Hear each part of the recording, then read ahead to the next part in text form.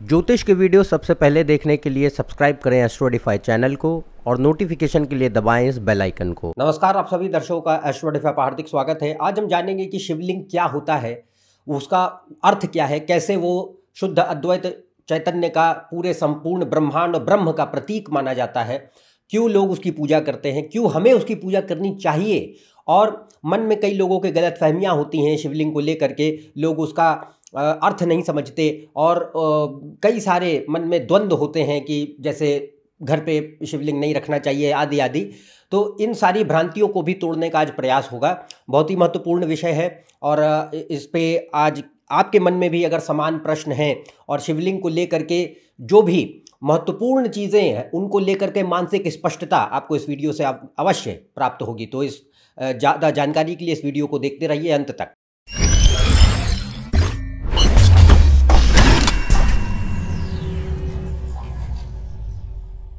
तो आज हम जान रहे हैं कि शिवलिंग क्या होता है। पहली बात तो शिवलिंग को अक्सर मैंने यही पाया है लोगों के मन में इसको लेकर के कई सारी जो है गलतफहमियां भ्रांतियां जुड़ी हुई होती हैं और इसका अर्थ बहुत ही कम जनसंख्या है जो इसको समझती है कि हाँ शिवलिंग वाकई में क्या दिखाता है, किसका प्रतीक माना गया है और कितना महत्वपूर्ण है।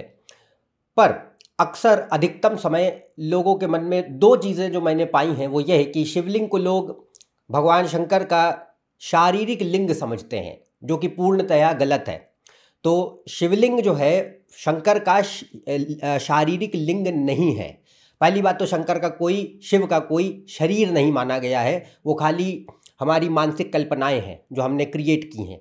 पर अभी आज इसको ही तोड़ने का प्रयास होगा। दूसरी बात ये रहती है कि यदि एक और जो मिसकॉन्सेप्शन है, गलतफहमी है कि शिवलिंग को लोग घर पे नहीं रखना चाहिए, पूजा नहीं करनी चाहिए और गृहस्थी के जो व्यक्ति हैं, हाउस होल्डर लाइफ जी रहे हैं, गृहस्थ आश्रम में, उन्हें नहीं करनी चाहिए। ऐसे कई सारी जो है गलतफहमियां, अंधविश्वास लोगों के मन में भरे रहते हैं। तो दो पॉइंट जो है पहले आप समझ लें कि शिवलिंग, अब जब हम विस्तार से अब इसकी चर्चा करेंगे कि है क्या वाकई में, तो पहली बात तो दिमाग में अगर आपके ये जो है विचार रहे, गलतफहमी रही है, तो इसे निकाल फेंकिए। पहला ये है कि शिवलिंग शंकर का, शिव का शारीरिक लिंग नहीं है। दूसरी बात, शिवलिंग घर पर रखना ना रखना, इन सब के पीछे कोई कारण, कोई तथ्य, कोई लॉजिक काम नहीं करता है। सिर्फ और सिर्फ इंसान का डर है और कुछ नहीं। अब बात करते हैं कि शिवलिंग है क्या वाकई में। देखिए, शिवलिंग जो है वो शुद्ध अद्वैत सच्चिदानंद ब्रह्म स्वरूप का एक प्रतीक माना जाता है। हाँ, तत्वात्मक प्रतीक है उसका, abstract representation of absolute reality which is infinite, non dual, beyond space time and causation, and it is of nature of pure existence, consciousness and bliss. तो शिवलिंग जो है वो तत्वात्मक प्रतीक है उस अखंड परम तत्व या सत्यता का, जिसका, जो कि अनंत है और उसका स्वरूप क्या है, शुद्ध अद्वैत चैतन्य ब्रह्म स्वरूप है। तो सत चित्त और आनंद का मिश्रित स्वरूप है। तो वो उसको जो है दर्शाता है, उसका प्रतीक है वो, it is a symbol of that. और शिवलिंग जो है वह ऐसा कैसे हो रहा है इसको देखते हैं, क्योंकि इसमें दो हिस्से हैं। शिवलिंग जब आप देखेंगे, कई प्रकार के शिवलिंग होते हैं, पर यहाँ मैं जो नॉर्मल शिवलिंग होता है जिसमें ऊपर लिंग का हिस्सा है, नीचे योनिपीठ का हिस्सा होता है और दोनों जो है साथ में जुड़े हुए होते हैं, हम उस शिवलिंग की बात कर रहे हैं। तो उसमें दो हिस्से होते हैं। एक ऊपर जो उठा हुआ हिस्सा है वो लिंग कहा जाता है, और जो नीचे जिस प्लेटफॉर्म पे वो लिंग स्थापित होता है उसे योनि का हिस्सा कहा जाता है। तो यहाँ पे आपको जो है किसी भी तरीके के मेंटल डाउट नहीं रखने हैं कि इसका नाम लिंग है तो ये शिव का शारीरिक लिंग नहीं है, और ऐसे ही नीचे पीठ का हिस्सा जो जिसको योनि कहते हैं वो देवी का योनि का हिस्सा नहीं है। ये खाली नाम दिए गए हैं। उसका कारण क्या है? उसका कारण है कि शिवलिंग जो है क्रिएशन को दिखा रहा है, संरचना को दिखा रहा है। और हम जो है अगर क्रिएशन की जब बात करते हैं तो क्रिएशन जो है अक्सर मतलब किसी भी चीज़ की संरचना, तो वो पुरुष और प्रकृति दोनों मिलाकर करते हैं, पुरुष और स्त्री दोनों मिलाकर करते हैं, तो वहाँ पर एक सिंबल है ये कि इसको लिंग कहा गया, उसको योनि कहा गया, दोनों मिलते हैं तो सृजन प्रारंभ हो जाता है। पर ये लिटरल नहीं है, इसको लिटरली नहीं लेना है कि हाँ ये शारीरिक लिंग के हिस्से नहीं है शिव और शक्ति के। पर तो ये क्या है? तो पहली बात रहती है कि जैसा मैंने कहा कि ये शुद्ध अद्वैत सच्चिदानंद ब्रह्म स्वरूप का प्रतीक माना जाता है। तो इसको थोड़ा और गहराई से समझते हैं ताकि जिन लोगों को ये आइडिया नहीं कि है क्या, उनको समझ आ जाए। देखिए, शंकर यानी शिव, तो शिव का जो लिंग का हिस्सा है वो शिव का प्रतीक है, ये शिव है, और नीचे जो योनि का हिस्सा ये शक्ति है। दोनों अलग अलग नहीं है, अद्वैत है, मतलब दोनों एक ही हैं, दोनों में कोई भिन्नता नहीं है। अगर आप ये सोचते हैं कि नहीं शिव अलग, शक्ति अलग, देवी अलग, शंकर अलग, ऐसा नहीं होता है। It is one and the same, इसीलिए शिवलिंग में दोनों एक साथ हैं, अलग अलग नहीं है। तो यहाँ पे शिव जो लिंग का हिस्सा है वो शिव का द्योतक है, और जो योनि का हिस्सा है वो शक्ति का द्योतक है। तो शिव ब्रह्मण, शिव के अलग अलग नाम है, ठीक है। तो इसमें मेन रहता है, जब मैं शिव कहूँ तो शिव का अर्थ ये नहीं है कि कोई आपने जो कल्पित एक पुरुष की कल्पना की है, जिसके जटा है, जिसके हाथ में त्रिशूल है, जो बागंबर वस्त्र पहने हैं, जो कैलाश पे समाधि में लीन है, हम उस कल्पित पुरुष की बात नहीं कर रहे हैं। यहाँ पे शिव के उस तत्व की बात हो रही है जो कि अद्वैत है, निराकार है और ब्रह्म स्वरूप में स्थापित है, व्याप्त है सर्वत्र, उसकी बात हो रही है। तो यहाँ पे जब हम बात करें शिव, तो शिव का अर्थ है प्योर कॉन्शियसनेस, शुद्ध चेतना, और इसको अलग अलग नाम दिए गए। इसको चित्त कहा जाता है, चित्त का मतलब कॉन्शियसनेस, प्रकाश कहते हैं, या शिव तत्व कहते हैं, या पुरुष कहते हैं, या ब्रह्मण कहते हैं। ये सब अलग अलग नाम है, इनमें कोई अंतर नहीं है। तो शिव कहो, ब्रह्म कहो, पुरुष कहो, चित्त कहो, प्रकाश कहो, या प्योर कॉन्शियसनेस कहो, ये सब सिनोनिम्स हैं, एक दूसरे के पर्यायवाची हैं, बात एक ही की हो रही है। तो यहाँ पे लिंग का जो हिस्सा है, ऊपरी हिस्सा, वह दिखाता है शुद्ध चेतना, शिव तत्व, इसे तत्व कहा जा रहा है, शिव तत्व। अगला जो नीचे का हिस्सा है, योनि का हिस्सा, वो है शक्ति। तो शक्ति में भी यहाँ पे कोई ऐसा कल्पित स्त्री की बात नहीं हो रही है, देवी की बात नहीं हो रही है, जो हाथ में, जिनके अष्टभुज हैं, जिनके हाथों में 8 हाथों में अलग अलग चीज़ें हैं, शेर की सवारी कर रही हैं, नहीं। और ना ही यहाँ पार्वती की बात हो रही है। ये सब माइथोलॉजिकल फिक्शन अपने दिमाग से निकालें अभी के लिए। यहाँ पे उसकी बात नहीं हो रही। यहाँ पे जो योनि का हिस्सा है वो दिखाता है शक्ति। किसकी शक्ति? शिव की शक्ति, शिव तत्व की शक्ति। तो वह किसका प्रतीक है? प्रकृति, माया, चित्त शक्ति या विमर्श।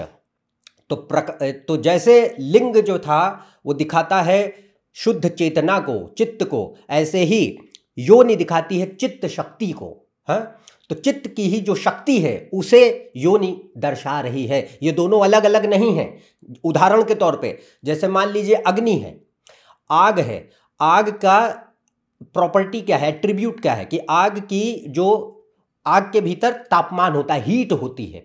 हाँ, तो हीट जो है वो उसकी शक्ति है। अग्नि की शक्ति क्या है? तापमान, उसके अंदर की ऊर्जा। तो वो कहीं से उधार नहीं मांगनी पड़ती उसे, वो उसके भीतर व्याप्त है।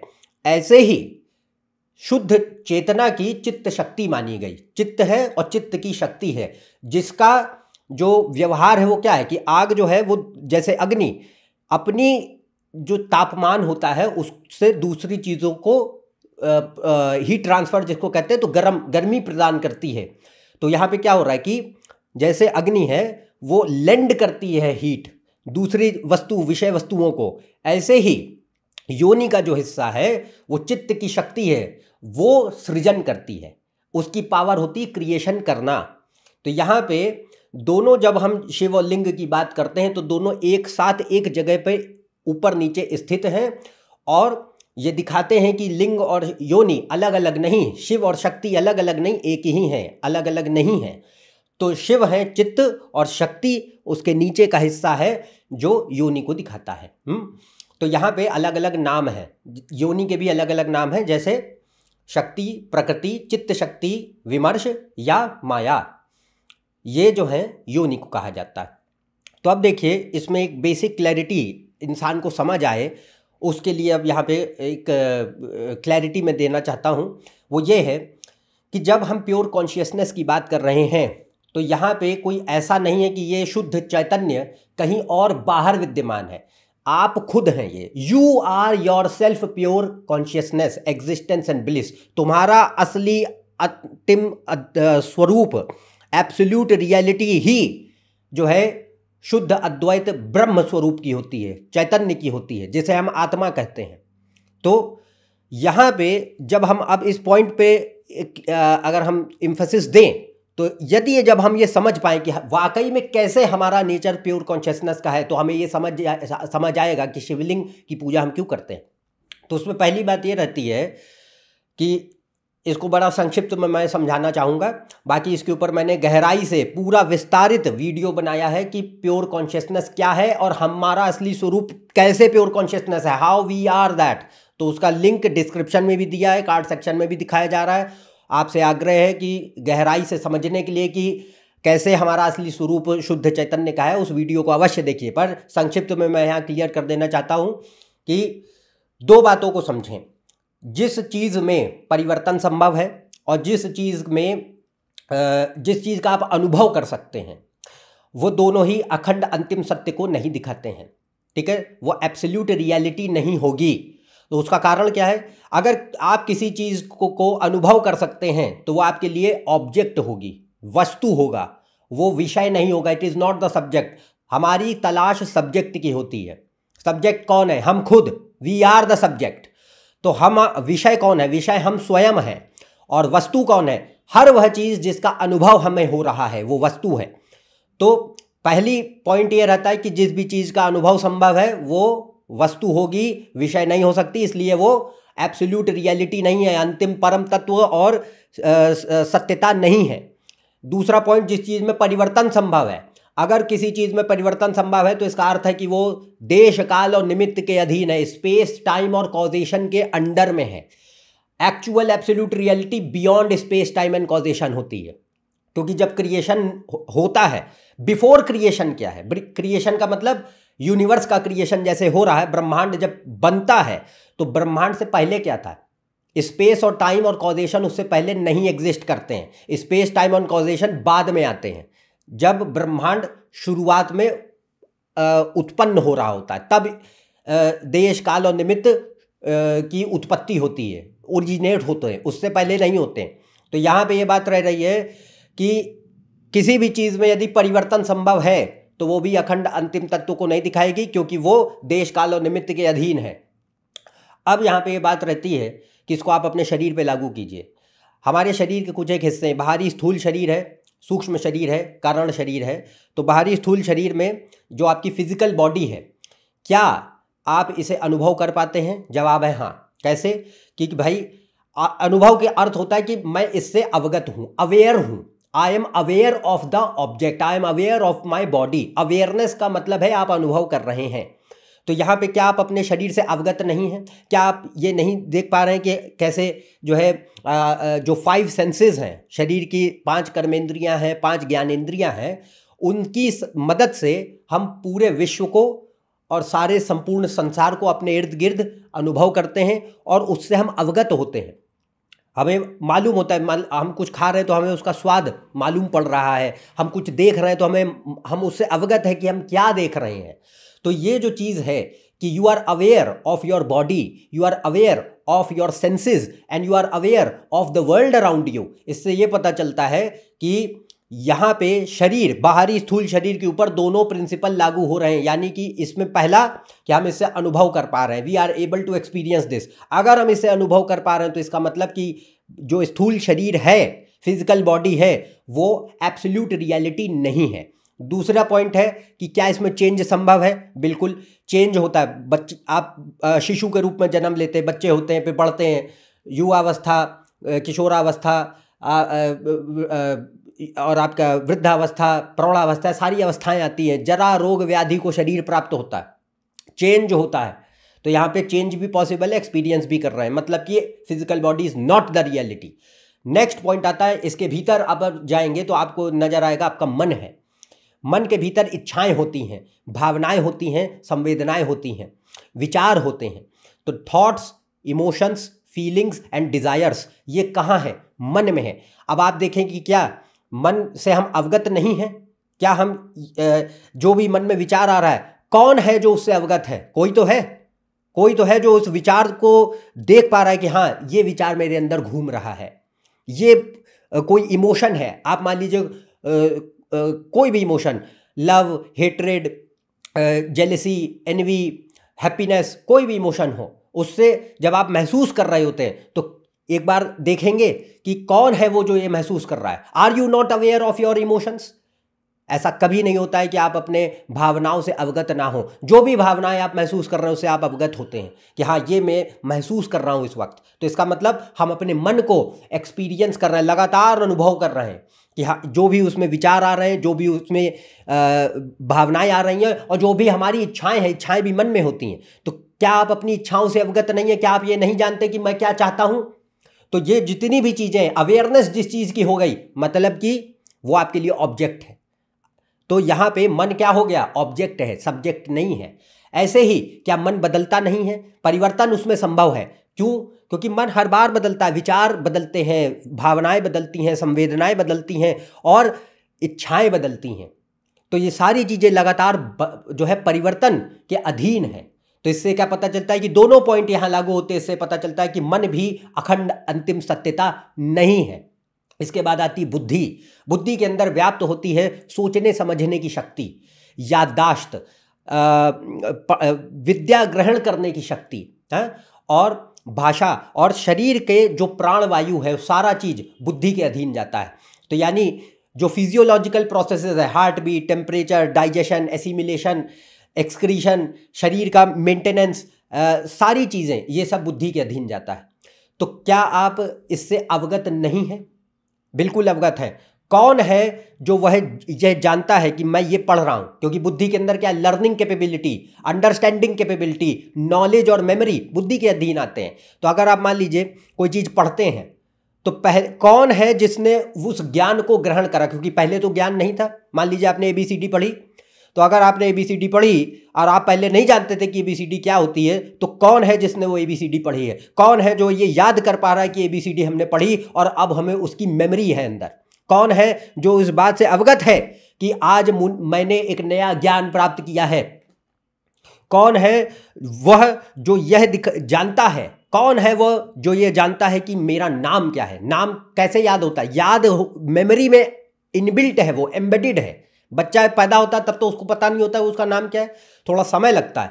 तो एक वक्त के बाद वो मेमोरी है जो अंदर परमानेंटली स्टोर हो चुकी है कि आपको मालूम है कि भाई मेरा नाम फला फला, ये मेरा नाम है। तो ये जो नाम है ये क्या है? ये मेमोरी का हिस्सा है, माइंड का हिस्सा नहीं है। तो यहाँ पे ये बात रह रही है कि कौन है जो ये जानता है कि हाँ ये मेरा नाम है? कौन है वह जो ये जानता है कि ये मेरी जिंदगी है, ये मैंने पढ़ाई करी है, ये ज्ञान मुझे है, ये मुझे आता है, ये मुझे नहीं आता है? तो ये जो चीज़ें हैं ये बुद्धि के अधीन आती हैं। तो इसका मतलब अवेयरनेस बुद्धि की है। अगला है कि क्या ये परिवर्तित होती है कि नहीं? बिल्कुल परिवर्तित होती है, क्योंकि शरीर धीरे धीरे शिथिल पड़ता है। तो जैसे बुढ़ापा आता है तो लोगों की याददाश्त कमज़ोर हो जाती है। आपने कॉलेज में कोई पढ़ाई करी, उसके बाद आप काम कुछ और करने लग गए, भूल जाते हैं। तो क्या चेंज इसमें पॉसिबल नहीं है बुद्धि में? अगर चेंज पॉसिबल ना होता तो जो एक बार पढ़ लिया वो परमानेंट आपकी मेमोरी में स्टोर हो जाना चाहिए था और वो हटना नहीं चाहिए। तो ये जो चीज़ है ये क्या दिखाती है कि चेंज पॉसिबल है बुद्धि के भीतर। तो हम बुद्धि भी नहीं हैं। और आखिरी में आता है अहंकार। अहंकार होता है वह सारी बातें, चीज़ें जो हमने अपने ऊपर थोप ली हैं, ओढ़ ली हैं, पर हम उनमें से कुछ भी है नहीं। तो फॉल्स आइडेंटिफिकेशन को अहंकार कहते हैं। यहाँ पे अहंकार का अर्थ कोई घमंड की बात नहीं हो रही है। तो जो भी आप अपने आप को समझते हैं गलत तरीके से, उसे अहंकार, झूठा अहंकार कहा जाता है।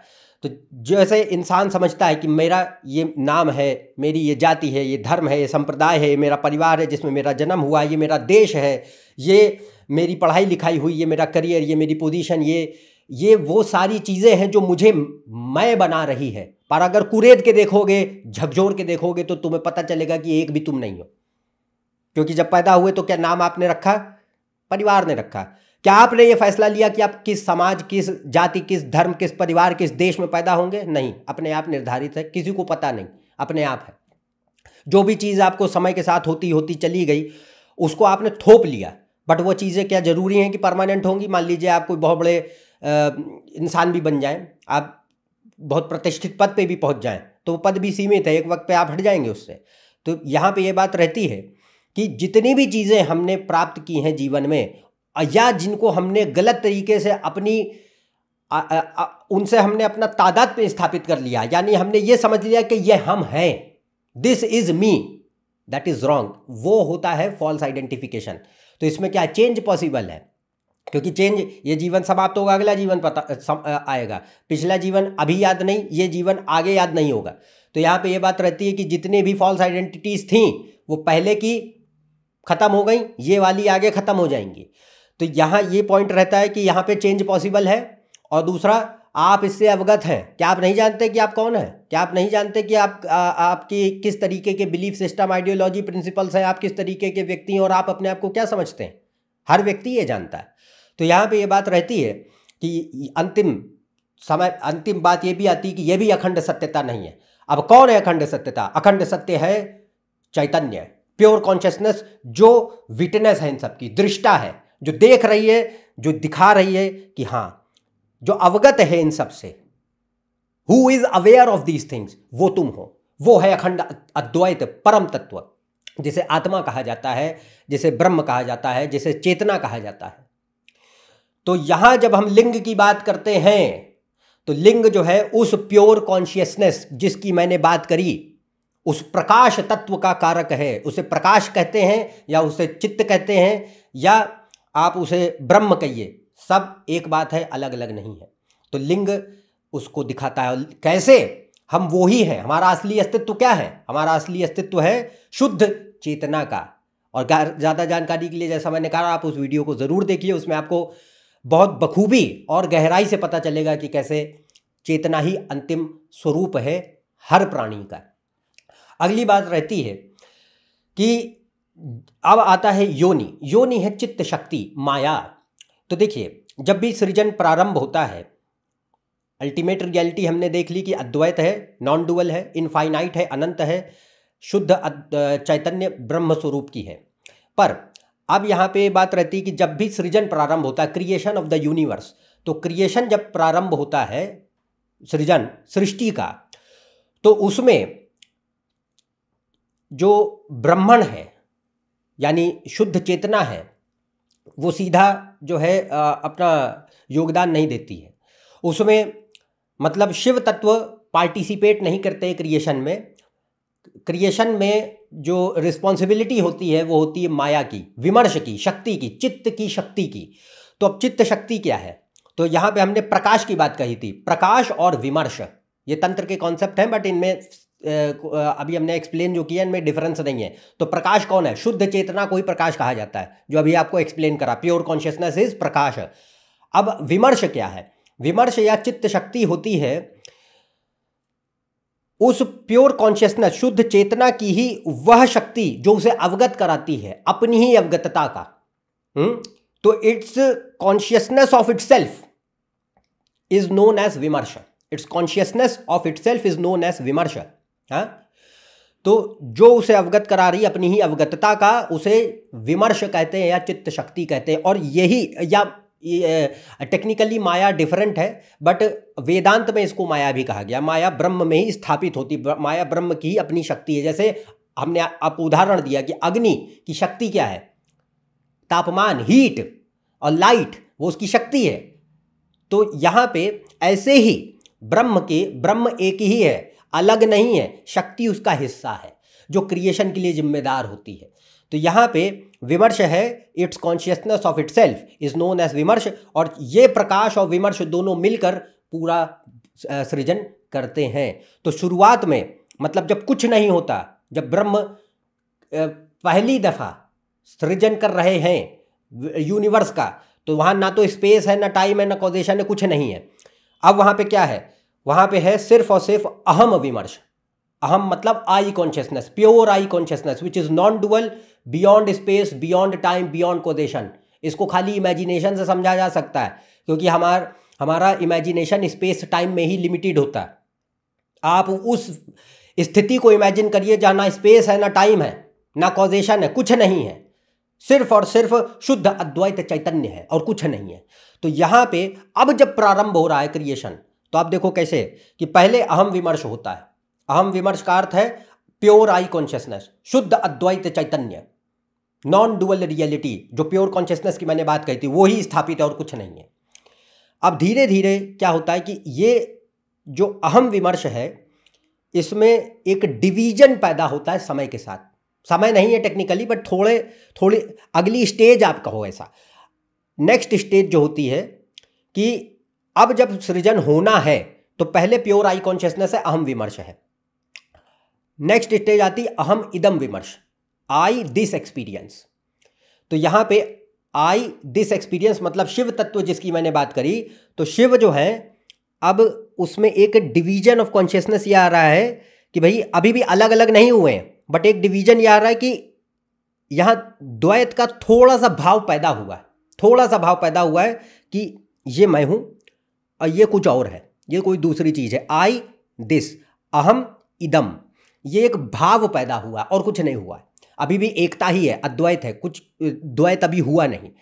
अब अगली जो स्टेज आती है वो आती है इदम अहम विमर्श की, this I experience, this I experience. तो यहां देखो पहले में क्या है, आई एम दिस, तो आई एम दिस में अभी भी क्लैरिटी है कि मैं कौन हूं, आई नो दैट।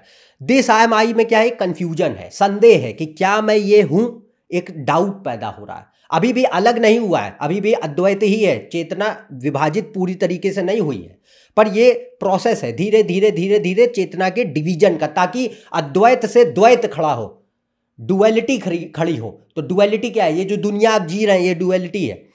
तो यहां पे क्रिएशन जब शुरू होता है तो पहले होता है अहम विमर्श, प्योर आई कॉन्शियसनेस, उसके बाद अहम इदम विमर्श, आई दिस एक्सपीरियंस, और फिर इदम अहम विमर्श, दिस एम आई।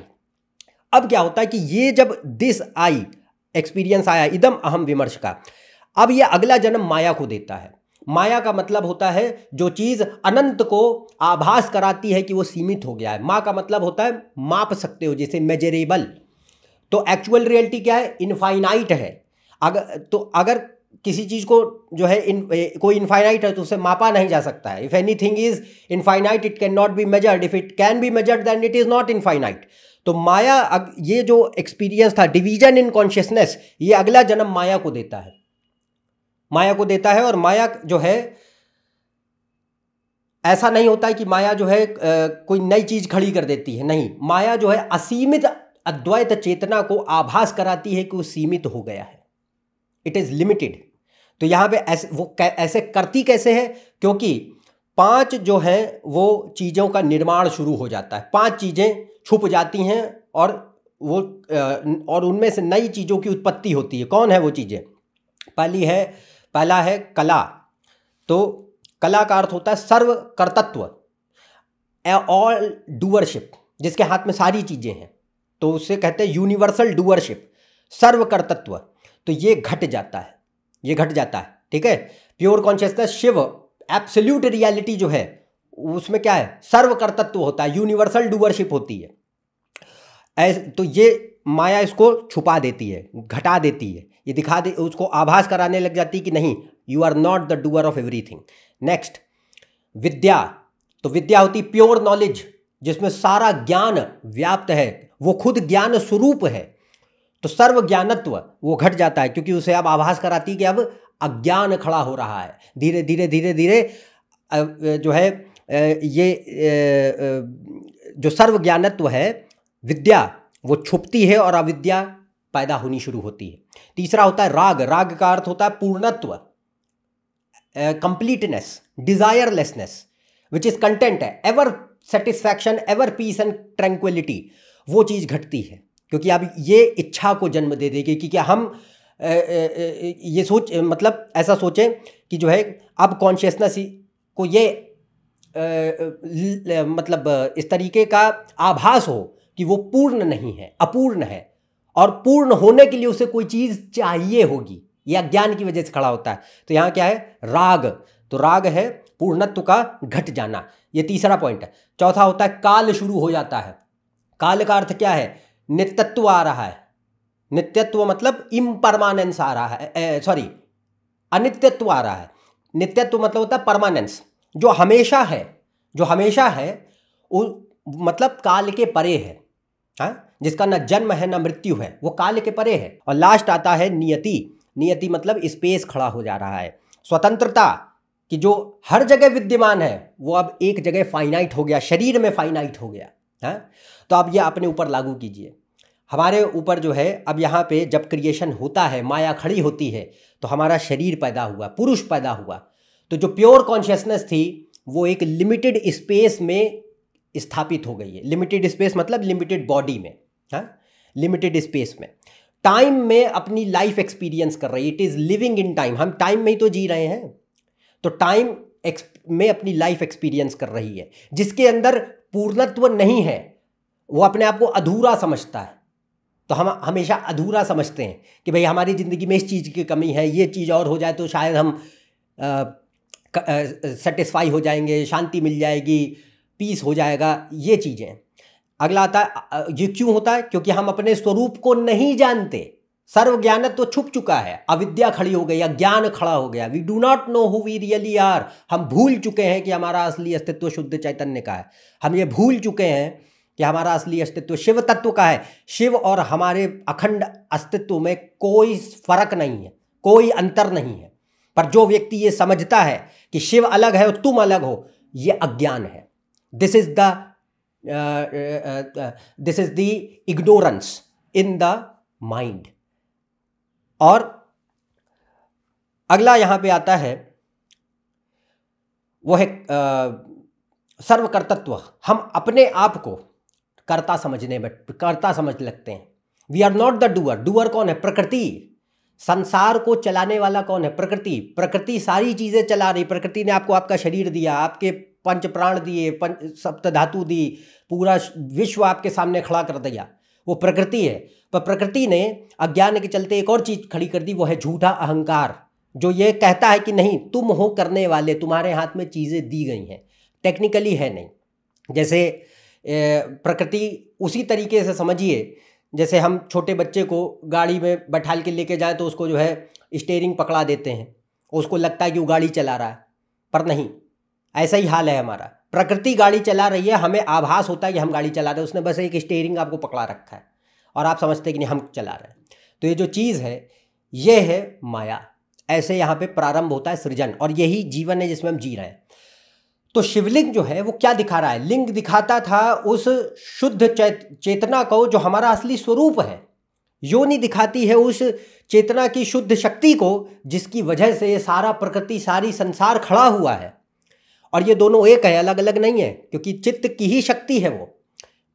पर अब जब हम इसकी पूजा करते हैं तो क्यों करते हैं? इसलिए नहीं करते हैं कि बदले में हमें कुछ भौतिक संसार में चीज़ें प्राप्त हो जाएं। अक्सर लोग पूजा पाठ सिर्फ शिवलिंग का ही नहीं, किसी भी भगवान की, किसी भी धर्म में, कोई भी आस्था हो आपकी, कोई भी धर्म हो, अधिकतम समय हम सिर्फ पूजा पाठ करते हैं डर के मारे, अपनी इच्छाओं से द्रवित होकर। तो यहाँ पे, और उसका कारण सिंपल है, क्योंकि हर मनुष्य एक भयभीत प्राणी है, डर से भरा हुआ है। इसलिए अपने स्वयं के जीवन में सारी चीज़ें ठीक चलती रहें, हमारी इच्छाएं पूरी होती रहें, हमारे सुखद जीवन बिताते रहें, जो हम चाहते हैं वो होता रहे, दुख कभी हमारे जीवन में ना आए, इसके लिए भगवान के सामने बस हम भय से भरी हुई प्रार्थनाएं करते रहते हैं।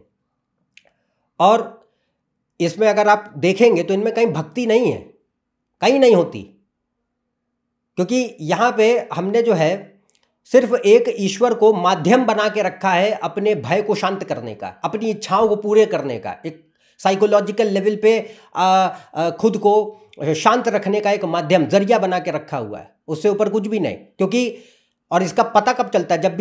जब आपके मुताबिक, मन मुताबिक चीज़ें हो रही होती, तब आपका विश्वास बहुत अच्छा होता है, हाँ बहुत बढ़िया है। पर जब विपरीत और दुखदायी परिस्थितियों का सामना करना पड़ता है जीवन में, तो हमारा ये जो भय से भरा हुआ ईश्वर के प्रति विश्वास है चरमराने लगता है, और हम सोचते हैं कि यदि भगवान एक अच्छा भगवान है तो मेरे साथ ऐसा क्यों कर रहा है। और धीरे धीरे कई बार हमारा ये विश्वास जो है पूरी तरह ईश्वर और धर्म से उठ भी जाता है कई बार। तो यदि आप इसको गहराई से देखेंगे तो आपको सिर्फ यही दिखाई देगा कि इसमें कहीं भी आप ईश्वर में विश्वास था ही नहीं कभी भी। आपने खाली अपने जीवन में ईश्वर को अपने भय शांत करने, इच्छाएं पूरी करने, सुरक्षा प्राप्त करने का माध्यम बना रखा है और कुछ नहीं, इससे ऊपर कुछ भी नहीं। तो यहां पे जब हम शिवलिंग की पूजा की बात कह रहे हैं तो यहां इसके लिए नहीं, और शिवलिंग की ही नहीं, किसी भी ईश्वर की पूजा हो, किसी भी स्वरूप की पूजा हो, वहां पे मुख्य उद्देश्य भौतिक जीवन में अपनी इच्छाओं को पूरा करने के लिए भीख मांगना नहीं होता है कि हमको ये दे दो, वो दे दो, फलाना दे दो, ढिकाना दे दो, ये नहीं होता है। मेन पॉइंट होता है कि अज्ञान को काटो। शिवलिंग पे जब हम जल चढ़ाते हैं, शिवलिंग की जब हम पूजा करते हैं, तो हम अपने भीतर के उस अखंड अस्तित्व शुद्ध चैतन्य के करीब जाने की कोशिश कर रहे हैं, उसका बोध करने की कोशिश कर रहे हैं। प्रार्थना इसके लिए कर रहे हैं कि मेरे भीतर जो अज्ञान पनप चुका है वो खटे, ज्ञान पैदा हो, मैं अपने अंतिम सत्य अस्तित्व को पहचान सकूं, क्योंकि मुक्ति उसी में है, क्योंकि शांति उसी में है। तो शिवलिंग की पूजा या किसी भी ईश्वर के स्वरूप की पूजा अज्ञान के विनाश के लिए की जाती है, अपने आत्मबोध, अपने शुद्ध अस्तित्व को पहचानने के लिए की जाती है, और वही सबसे बड़ा कारण होता है आनंद का, ब्लिस का, हैप्पीनेस, जहां पे कोई दुख और पीड़ा ये सब चीजें नहीं है। क्यों? क्योंकि जब हम अज्ञान से द्रवित हैं तभी हम ये सोचते हैं कि हम करने वाले हैं और प्रकृति चलाती है, और हमें जो संसार खड़ा हुआ है, वो जो झूठ हुआ है, वो हम सत्य समझ बैठते हैं। We think that this is the reality. और क्यों है? अज्ञान की वजह से। We do not know who we really are. तो वी थिंक कि भाई जो चीज़ें दिख रही हैं वही अखंड सत्य है, चलो इन्हीं का पीछा करो, इनको पाएंगे तो शायद खुशी मिल जाएगी। पा जाते हैं, फिर आपको लगता है कि नहीं, खुशी नहीं, थोड़ा और कुछ होगा तो बेहतर होगा, फिर वो पा जाते हैं, तो एक सिलसिला चलता चला जाता है और अंततः मृत्यु को व्यक्ति प्राप्त हो जाता है, क्योंकि समय हर व्यक्ति के पास सीमित है। और ऐसे ही इसी चक्र में व्यक्ति जन्मों जन्मों से फंसता चलता चला आ रहा है। तो हाँ, ये बात रह सकती है कि आपको ये लगे कि अरे ये सब तो बड़ी बड़ी बातें हैं।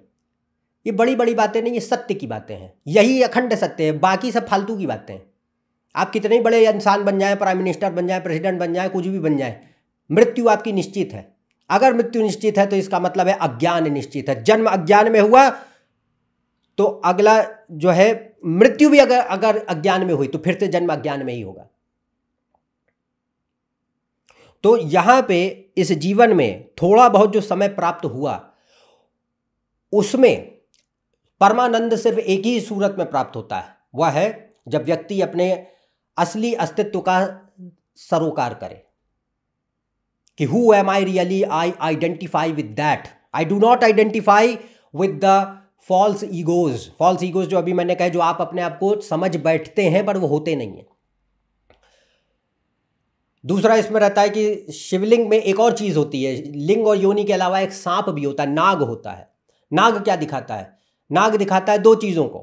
पहला होता है समय, समय का कारक है वो टाइम, क्योंकि टाइम में अब आप अपना जीवन बिता रहे हैं। दूसरा वो कारक होता है मटीरियल कॉन्शियसनेस, भौतिक आत्मचेतना।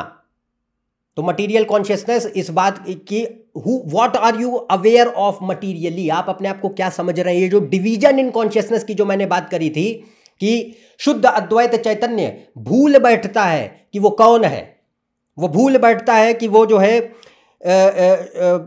नॉन डुअल यानी अद्वैत है। वो समझ बैठता है कि अब मैं हूं, ये ईश्वर है, ये मैं हूं, ये शंकर है, ये मैं हूं, ये देवी है। ये जो कॉन्सेप्ट है डुअलिटी का, ये अज्ञान के चलते आता है। तो नाग जो है वो इसी का कारक होता है, इसी का जो है सिग्निफिकेशन है। और तीसरा जो जिसका कारक होता है वो है शरीर के भीतर व्याप्त कुंडलिनी शक्ति।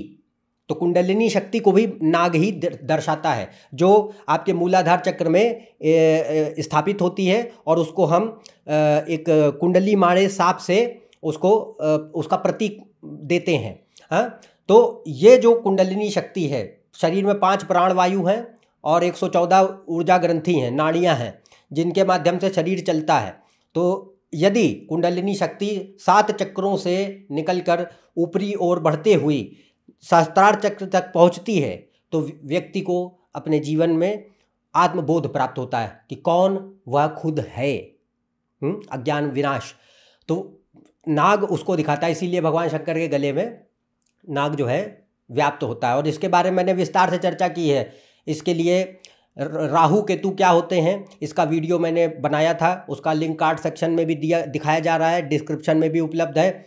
बहुत ही गहराई और विस्तार से उसमें बताया गया है कि जो भी आज हमने बातें कहीं संक्षिप्त में, उनको विस्तार से कहा गया कि भाई क्रिएशन कैसे है, राहु केतु क्या है, सांप क्या है, उसका वाकई में अर्थ क्या है, मटेरियल सेल्फ कॉन्शियसनेस जो मैंने अभी बताई वो एक्सप्लेन की गई है। तो उसको आप देख सकते हैं ज़्यादा जानकारी के लिए। और आखिरी में शिवलिंग की पूजा जो है वो क्यों करते हैं वो मैंने आपको बता दिया, शिवलिंग है क्या वो भी बता दिया। अब उसके ऊपर मुख्य रूप से पूजा होती है जल चढ़ा करके, बाकी भी और चीज़ें चढ़ती हैं बट जल मुख्य है, पानी मुख्य है। क्यों? सिंपल है, क्योंकि पानी जल कारक है किसका? लाइफ, जीवन का। तो जीवन जो क्रिएशन हुआ है उसका रिप्रेजेंटेशन कौन कर रहा है? वाटर। तो पानी जो है हमारे शरीर में भी 70% पानी रहता है, तो जीवन जो है बिना पानी के संभव नहीं है। तो पानी जो है शिवलिंग पे चढ़ाया जाता है। पहली बात तो ये दिखाता है कि ये द्योतक है जीवन का। दूसरा जो ये कारक होता है वो होता है कि जो शिवलिंग है वो absolute highest form of energy को दिखा रहा है। जैसे हम ब्रह्मांड की शुरुआत की बात करते हैं तो बिग बैंग थ्योरी में यही कहा गया कि वो इनफाइनाइट एनर्जी डेंसिटी, जिसे सिंगुलैरिटी कहते हैं, असीमित ऊर्जा एक बहुत ही छोटे एक हिस्से में व्याप्त है, वहाँ से क्रिएशन चालू हो रहा है। तो वो जो infinite energy density it is extremely hot. तो पानी जो है वो इसलिए भी चढ़ाया जाता है ताकि वो शांत रहे, बहुत ज़्यादा विनाशकारी ना बने, क्योंकि वो सृजन के लिए भी जिम्मेदार है और वो विनाश के लिए भी जिम्मेदार बन सकती है। तो पानी दो सूरतों के लिए दिखाया जाता है, एक जीवन का प्रतीक है और दूसरा शांत रखने के लिए।